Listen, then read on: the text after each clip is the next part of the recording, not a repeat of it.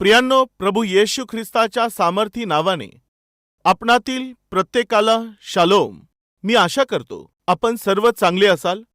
मागील दिवसांमध्ये शांती व सलोख्याविषयी आपण पाहिलं आहे.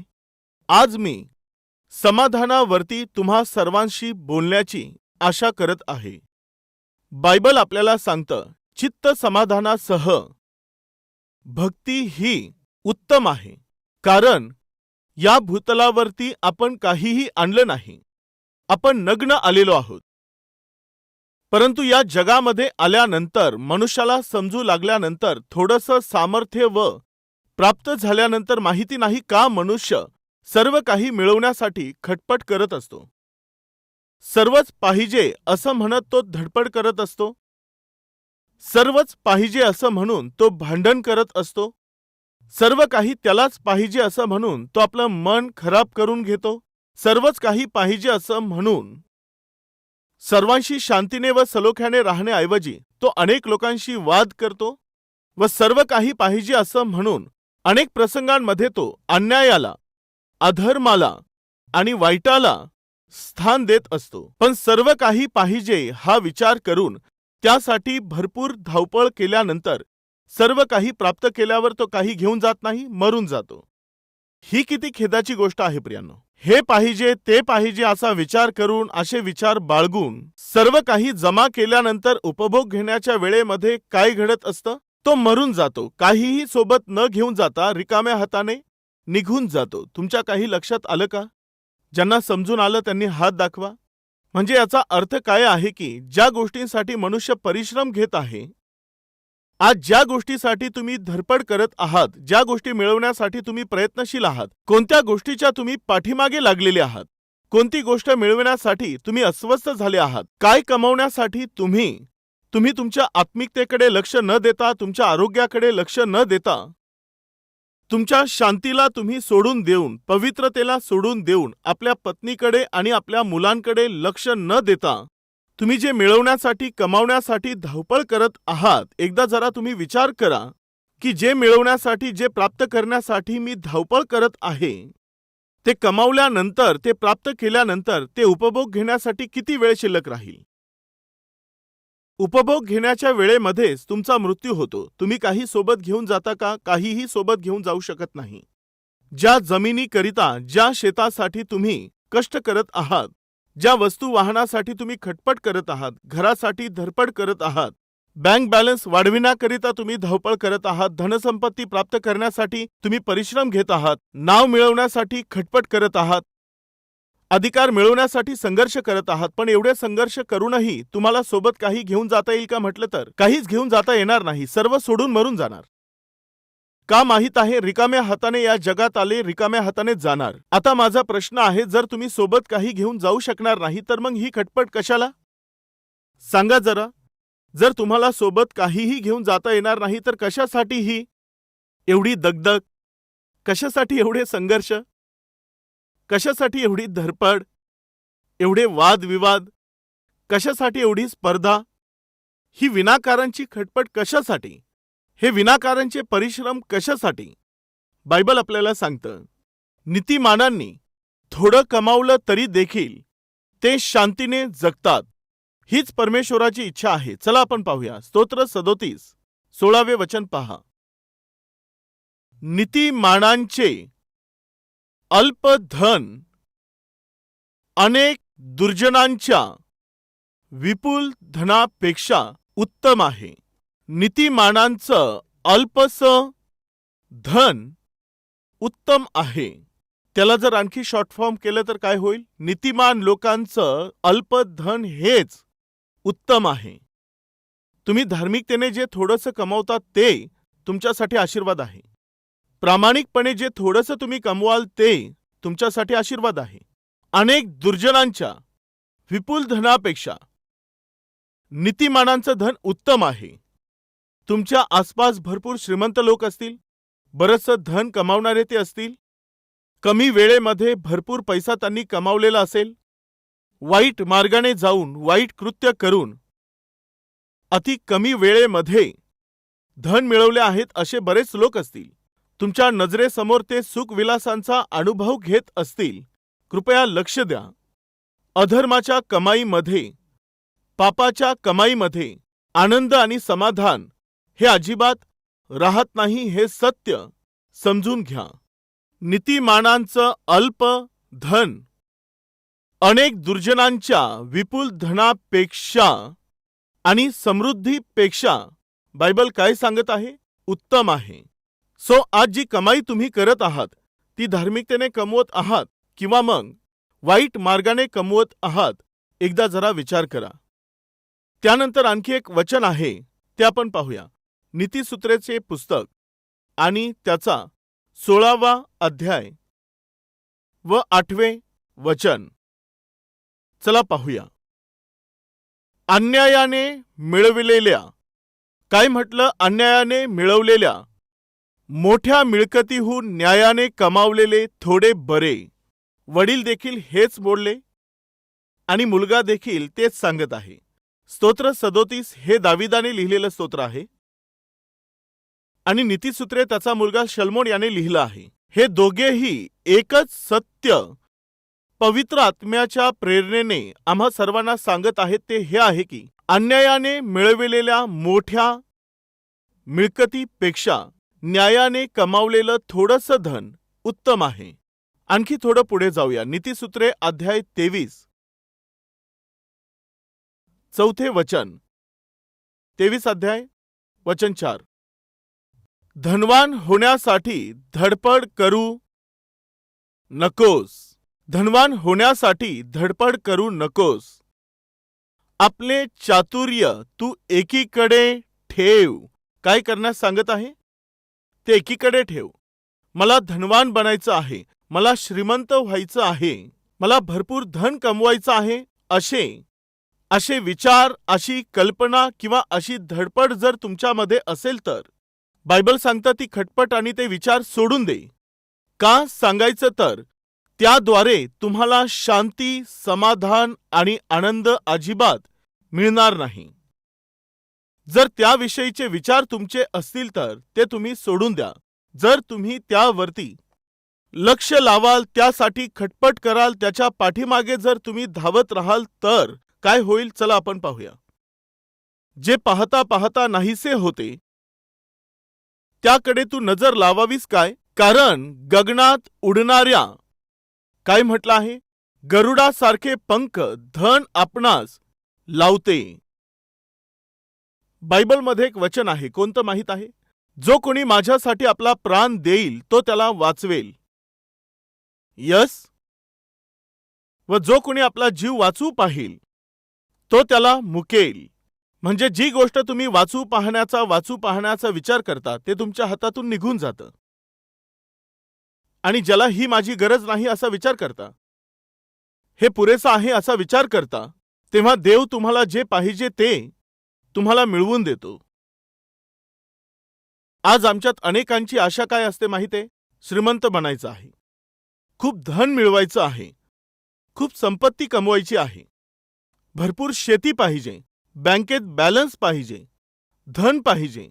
अशी अभिलाषा जर आपल्यामध्ये असेल तर कृपया लक्ष द्या. ती कुठे ना कुठे तुमच्या जीवनामध्ये, तुमच्या आत्मिकतेसाठी, तुमच्या आरोग्यासाठी, प्रेमासाठी, आपुलकीसाठी अडखळण बनेल. हे सत्य तुम्ही कधीही विसरू नका. एका धनवान मनुष्याने आपल्या मुलाला एका गावामध्ये घेऊन गेला व त्याचा मुलगा किती धन्य आहे, त्या श्रीमंत मनुष्याचा मुलगा हा किती धन्य आहे हे त्या मुलाला समजावं यासाठी समुद्रकिनारी एक छोटं गाव होतं, तिकडे तो घेऊन गेला. त्या गावात त्याला नेल्यानंतर तेथे असणारे सर्व मुले रस्त्यावरती खेळत होते व त्या गावातील लोक खाट बाहेर टाकून त्यावरती झोपलेले होते. त्या गावाकडचे जे लोक होते त्यांची जी परिस्थिती असते तुम्हाला ठाऊक आहे ना? त्या छोट्याशा गावातली परिस्थिती या मुलाला दाखवत चहूबाजूने सर्व काही मुलाला दाखवून झाल्यावर त्या मुलाला घरी घेऊन गेला आणि त्याला विचारलं, तुला काय समजलं? त्या लहानशा गावामध्ये राहत असणारे जे लोक तू सर्व पाहिले, तुला काय समजलं? डॅडी, मला एक सत्य समजलेलं आहे. कोणतं आहे? 1 लाख रुपयांना आपण एक कुत्रं खरेदी केलं आणि त्याचं पोषण आपण करत आहोत. पण त्या गावामध्ये तर त्या लोकांचे किती सर्व कुत्रे आहेत. डॅडी, तुम्ही मला खेळण्याकरिता तुम्ही घरामध्ये मोठा असा एक स्विमिंग पूल, एक पूल तुम्ही येथे बांधला. त्या पाण्यात तुम्ही जायला सांगत आहात, त्या पाण्यात खेळण्यासाठी सांगत आहात. पण त्या गरीब मुलांना पाहून मला फार जलसी झाली, कारण की ते मुलं घराच्या बाहेर पडल्याबरोबर त्यांच्या डोळ्यासमोर मोठा समुद्र आहे. डॅडी, डॅडी, आमच्याशी बोलण्यासाठी इकडे कोणी नाही. शेजारचे आमच्याशी बोलत नाही, समोरचे लोक बोलत नाहीत. केवळ आपणच एकमेकांशी बोलतो. पण पहा ना डॅडी, ते सर्व कसे एकत्र जमून एकमेकांशी चांगल्या गप्पा मारत आहेत. डॅडी, आपल्या रूममध्ये अंधार राहू नये यासाठी आपण लाईट लावलेले आहेत. पण डॅडी, तुम्ही पाहिलं का, वरचा चंद्रच त्यांच्यासाठी एक लाईट सारखा आहे. आपल्या रूममध्ये तारे दिसत नाही, यामुळे तुम्ही सिलिंग वरतीच तारे दिसणारे स्टिकर्स लावले आहेत. पण जेव्हा ते झोपत असतात त्यांना आकाशामध्ये किती सुंदर असे तारे दिसून येत असतील. डॅडी, त्या माळ्याला ठेवून आपण आपल्या घरामध्ये एक छोटंसं गार्डन तर तयार केलेलं आहे. पण त्या गावात जिथे पहा फुलांची झाडं आहेत, सर्वत्र हिरवळ आहे. डॅडी, डॅडी, मला आता समजलं आहे. तुला काय समजलं? आपण खूपच गरीब आहोत डॅडी, आणि ते लोक तर फार श्रीमंत आहेत. प्रियांनो, चला आपण सगळे गावाकडे जाऊया. जायचं का गावांकडे? गावांमध्ये जी शांती असते, तिकडे एकमेकांविषयी जे प्रेम आणि आपुलकी असते, त्या गावाकडे राहणाऱ्या लोकांमध्ये एकमेकांविषयी जो आदर असतो, तो शहरात कुठे आहे प्रियांनो? शेजारी जर एखाद्याचा मृत्यू झाला तरी कोणी लक्ष देत नाही. जर त्या अपार्टमेंटमध्ये कोणी गेलं तर ती बॉडी तिकडे येऊ देत नाही. नको नको नको, बॉडी इथे घेऊन येऊ नका, असं बोलून बॉडी देखील येऊ देत नाहीत. परंतु जर आपल्या गावांकडे कोणी मृत्यू पावलं तर सर्व गाव जमा होतं. जर गावाकडे कोणी वारलं तर त्या अंत्यविधीला सर्व गाव जमा होत असतं. पण शहरात कोणी मृत्यू पावलं तर साधं 10 लोक देखील येत नाहीत, खांदा द्यायलाही जात नाहीत आणि सांत्वनालाही जात नाहीत. आजचे हे शहर आपल्याला काय शिकवत आहेत? प्रिय भाऊ आणि बहिणींनो, कृपया ऐका.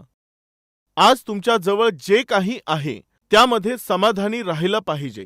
त्या मुलाकडे काय होतं सांगा? केवळ एक छोटासा स्विमिंग पूल, आर्टिफिशियल गार्डन, आर्टिफिशियल स्टार्स आणि विकत घेतलेलं एक पाळीव कुत्रं. हे सर्व जेव्हा त्याने पाहिलं तेव्हा त्याला समजून आलं की डॅडी, यामध्ये खरा आनंद नाहीये. खरा आनंद तर त्या मुलांच्या चेहऱ्यावर दिसला. डॅडी, ते मुलं किती आनंदाने खेळत आहेत आणि मी तर इकडे कम्प्युटर समोर बसून, टीव्ही समोर बसून, हातामध्ये रिमोट घेऊन केवळ असं असं असं असं असं करत एकटाच मी हलत हलत खेळत आहे. परंतु डॅडी, त्यांच्याकडे पहा, ते किती चांगली पतंग उडवत आहेत, ते गोट्या खेळत आहेत, कबड्डी खेळत आहेत. त्यांच्यामध्ये किती आनंद आहे डॅडी. प्रिय भाऊ आणि बहिणींनो, तो तर एक मुलगा होता, यामुळे त्या मुलाचे मानसिक विचार बिघडले नव्हते, यामुळे तो वास्तविकता पाहू शकला. आज जसजसं धन वाढत चाललं आहे, जसजशी संपत्ती वाढत असते, प्रिय भाऊ आणि बहिणींनो, प्रेम व आपुलकी घटत चालली आहे. मग आनंद दूर होऊन जातो. लोकांबरोबरचा जो तुमचा सलोखा असतो तो दूर होऊन जातो. बायबल स्पष्टपणे सांगत आहे, धनवान होऊ पाहत असशील तर हे विचार तू लगेचच सोडून दे. धार्मिक व्यक्तीने थोडं जरी धन मिळवलं तरी ते त्याच्यासाठी आशीर्वाद आहे, उत्तम आहे, श्रेष्ठ आहे, हे बायबल आपल्याला सांगतं. प्रियांनो ऐका, बायबलमध्ये एक श्रीमंत व्यक्ती होता. चैनबाजीमध्ये तो जीवन जगत होता. त्याच्याकडे खूप श्रीमंती होती. त्याला कोणत्याही गोष्टीची कमी नव्हती, सर्व काही होतं. लोकांमध्ये मोठं नाव त्याचं होतं. जोपर्यंत तो जिवंत होता, चैनबाजी करत जगला, सुखविलासांमध्ये जगला. पण त्याच वेळेला त्याच्या अंगणामध्ये एक भिकारी पडलेला होता. त्याला खाण्यासाठी अन्न नव्हतं, पांघरण्यासाठी कपडे नव्हते, स्वतःचं त्याचं कोणी नव्हतं. तो केवळ एकटाच तिकडे होता. त्या श्रीमंताच्या मेजावरून पडलेले तुकडे जर त्याला आणून कोणी दिले तर ते खाऊनच तो जगत होता. परंतु एक दिवस तो जो गरीब असणारा लाजार होता, तो मरून गेला. त्याचा अंत्यविधी केला आहे असंही आपल्याला दिसून येत नाही. कदाचित अंत्यविधी करण्यासाठी देखील त्याच्याजवळ आपलं कोणी नव्हतं. परंतु बायबलमध्ये आपण पाहतो तो श्रीमंत व्यक्ती एक दिवस मेला, सन्मानाने त्याला माती देण्यात आली. या दोघांमध्ये काय फरक आहे की या जगामध्ये गरिबीमध्ये असणारा तो लाजार, जसेच त्याने आपले डोळे बंद केले, लगेच स्वर्गामधून परमेश्वराचे दूत उतरून आले व लाजाराला स्वर्गामध्ये घेऊन गेले. या जगामध्ये श्रीमंत होऊन चैनबाजी करून सुख समाधान भोगून तो धनवान जो मनमर्जीने जीवन जगला, मृत्यूनंतर मोठ्या थाटामाटात त्याचा अंत्यविधी करण्यात आला, पण तो मेल्यानंतर सरळ नरकामध्ये निघून गेला.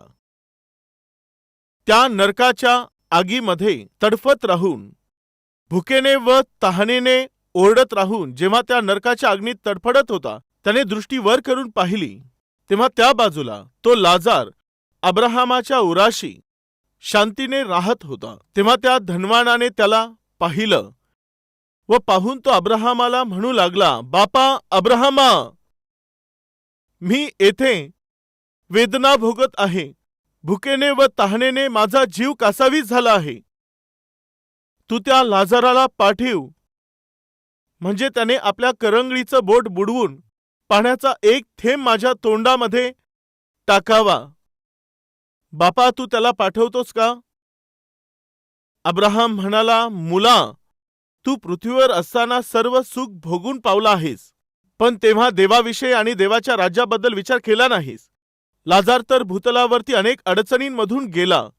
भुकेने, अपमानाने, निंदेने व बऱ्याचशा परिस्थितींचं दुःख त्याने भोगलं, पण देवाच्या मुलाप्रमाणे तो भूतलावर जगला. परमेश्वराच्या विरुद्ध जीवन जगून तू येथे नरकात दुःख भोगत आहे, पण परमेश्वराच्या इच्छेप्रमाणे जीवन जगून पहा, हा लाजार स्वर्गामध्ये शांतीने जीवन जगत आहे. येथून आम्हाला तुझ्याकडे येता येणार नाही आणि तिकडून तू देखील आमच्याकडे येऊ शकणार नाहीस, कारण आपल्या मध्ये एक मोठी दरी आहे. प्रियांनो, ऐका. प्रिय भाऊ आणि बहिणींनो, ऐकत आहात का? या जगामध्ये जितका काळ आपण राहत आहोत, सार्वकालिक जीवनाशी त्याची तुलना केली तर तो खूप कमी आहे. बायबल सांगतं, फार शक्ती असल्यास 80 वर्ष आपलं आयुष्य आहे. जन्मानंतर आपण 25 वर्षांपर्यंत शिकत असतो. त्यानंतर 30-35 वर्षांपर्यंत आपण नोकरी करत असतो आणि त्यानंतर पुढचे 20 वर्ष त्रास भोगत राहून काय, मरण कधी येईल याची वाट पाहत बसतो आणि एक दिवस कोणाला न सांगता मरून जातो. संपलं तुमचं जीवन. आमचा जन्म होतो, पाहता पाहता आम्ही वाढतो व अचानक आपण मरून जातो. हे आहे जीवन. मी जेव्हा हैदराबादला आलो तेव्हा माझं वय केवळ 21 वर्षांचं होतं. मला असं वाटतं की मी कालच आलो, परंतु 33 वर्ष होऊन गेले आहेत. मला असं वाटत आहे कल्वरी टेम्पल कालच स्थापन केलं, परंतु पाहता पाहता 19 वर्ष होऊन गेले आहेत. 19 वर्ष म्हटलं की मला भीती वाटते. काय, कल्वरी टेम्पल स्टार्ट होऊन 19 वर्ष होऊन गेले? काळ निघून जात आहे. प्रिय भाऊ आणि बहिणींनो, एक गोष्ट सत्य आहे, जर सार्वकालिक जीवनाशी तुलना केली तर या भूतलावर जो वेळ व्यतीत आपण करतो तो अतिशय थोडा आहे. तो अतिशय अतिशय अति थोडा आहे. कोंबडीचं जे पिल्लू आहे ते अंड्यामध्ये असतं. कोणतंही रूप नसलेलं ते पिल्लू जेव्हा एक रूप त्याला प्राप्त होतं, त्याला एक आकार आल्यावर त्या अंड्यामध्ये असताना ते पिल्लू काय विचार करतं माहीत आहे? एवढंच माझं जग आहे, एवढंच माझं सर्व आहे, हेच माझं जीवन आहे, एवढंच माझं आयुष्य आहे. किती काळापर्यंत सांगायचं तर 21 दिवसांचं माझं जीवन आहे. या विचारात ते त्या अंड्यात असतं. एवढंच माझं जग आहे असं त्याला वाटतं. परंतु जसंच त्या अंड्याला फोडून जेव्हा ते पिल्लू बाहेर पडतं, काय होतं? एक विशाल असं, एक भव्य असं मोठं जग त्याला दिसून येतं. ते पिल्लू पुढे वाढून मोठं होऊन जोपर्यंत कोणाच्या नजरेमध्ये ते पडत नाही, ते जिवंत राहतं. तुमच्या काय लक्षात आलं? त्याला काय वाटत असतं? हे अंडच माझं जग आहे. तुम्ही आणि मी काय विचार करतो? ही पृथ्वीच आमच्यासाठी आमचं जग आहे. आमच्या डोळ्यांसमोर आम्हाला जे दिसतं तेच आमचं जग आहे. पण नाही प्रियांनो, अंड्यामध्ये असताना पिलाला वाटत असतं हेच माझं जग आहे, हीच माझी दुनिया आहे, हेच माझं सर्व काही आहे. पण वास्तविकता काय आहे? त्या अंड्यातून जेव्हा जसंच ते पिल्लू बाहेर पडतं मोठं जग त्याला दिसून येतं. 21 दिवस जगेल असं त्याला वाटतं, पण पुष्कळ दिवस ते पिल्लू जगतं. प्रिय भाऊ आणि बहिणींनो, ऐका, या भूतलावरती तुमचं आणि माझं जीवन अंड्यामध्ये जे पिलू असतं त्याच्या आयुष्या समान आहे. एक दिवस आपला आत्मा या जगाला सोडून देऊन एक दिवस जेव्हा वर येईल, एक विशाल असं जग आपल्याला दिसून येईल. परमेश्वर देवाने त्याच्या लोकांसाठी, जिला निर्माण केलेला आहे, ख्रिस्ताच्या रक्ताने धुतलेल्या लोकांसाठी परमेश्वराने निर्माण केलेली एक मोठी सृष्टी, जिला कोणी कधी पाहिलं नाही, जिच्याविषयी ऐकलेलं नाही, असं एक भव्य असं जग तुमच्यासाठी आणि माझ्यासाठी देव तयार करत आहे. तेथे शेवट नाहीये, तेथे मरण नाहीये. युगानयुगापर्यंत आपण देवासोबत निवास करू. त्या सार्वकालिक जीवनाशी जर तुलना केली तर या भूतलावरती तुमचं आणि माझं जे आयुष्य आहे ते अति थोडं आहे. आणखी सिंपलरित्या जर तुम्हाला व्यवस्थित समजून घ्यायचं आहे तर, काय तुम्ही तुमच्या डोक्यांचे केस कधी मोजले का? जे गळतात ते देखील तुम्ही मोजू शकत नाही, मग डोक्यावर असलेले काय मोजणार? डोक्यांवरचे केस कधी तुम्ही मोजले आहेत का? तुमच्या डोक्यावर असणाऱ्या एका केसा एवढं जर तुमचं आयुष्य असेल तर बाकी जितकेही केस शिल्लक राहतील तेवढं मोठं तुमचं आयुष्य आहे. समजून आलं का? प्रिय भाऊ आणि बहिणींनो, या भूतलावर आपण अतिशय थोडा काळच जीवन जगतो, ते देखील अतिशय कष्टांनी भरलेलं आहे.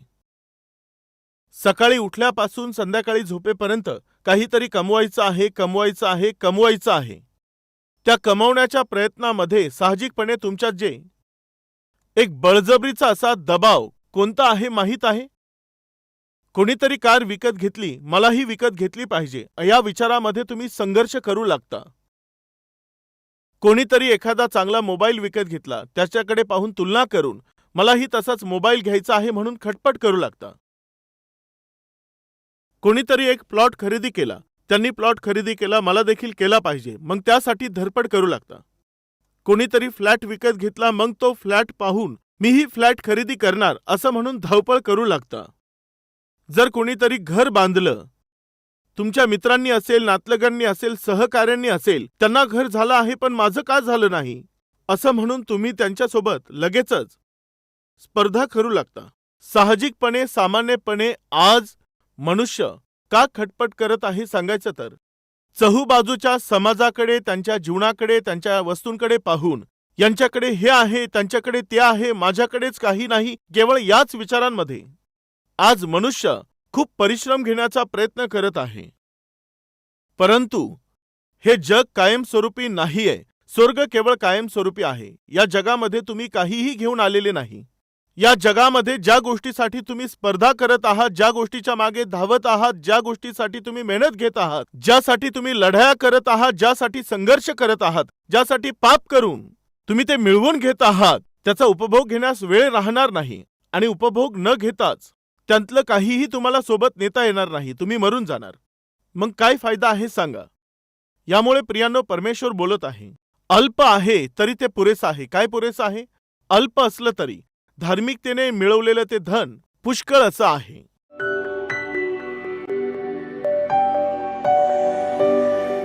महान व अति पवित्र प्रेमळ परमेश्वर देवा, अतिशय उत्तम असा संदेश तू आज आम्हाला दिला. प्रभू, तुझे आभार मानतो, स्तुती आणि धन्यवाद देतो. हे परिश्रम कशासाठी आहेत? संघर्ष कशासाठी आहेत? आणखी कमवायचं आहे, आणखी कमवायचं आहे, आणखी मिळवायचं आहे असं बोलून जे आम्ही कमवू पाहत आहोत, जे आम्ही प्राप्त करू इच्छित आहोत, ज्यासाठी आम्ही झगडत आहोत, ज्यासाठी परिश्रम घेत आहोत, ज्यासाठी अडचणी सोसत आहोत, जे प्राप्त करण्याची इच्छा आम्ही बाळगत आहोत, परमेश्वरा, ते तर आमच्या सोबत येणार नाही ना? आमच्या सोबत ते येणार नाही ना? ते तर आम्हाला येथेच सोडून जावं लागणार आहे. काहीही सोबत नेता येणार नाही. जे आम्हाला सोबत घेऊन जाता येणार नाही, त्यासाठी या भूतलावर आम्ही खटपट का केली पाहिजे? देवा, तू आम्हाला क्षमा कर. या जगामध्ये आम्ही काहीही घेऊन आलो नाही. आम्ही रिकाम्या हाताने आलो व या जगातून रिकाम्या हातानेच एक दिवस बापा आम्ही तुझ्या राज्यामध्ये येऊ. या भूतलावरती आम्ही काहीही कमावलं तरी सर्व काही सोडून द्यावं लागेल. आमच्यासोबत काहीच जाणार नाही.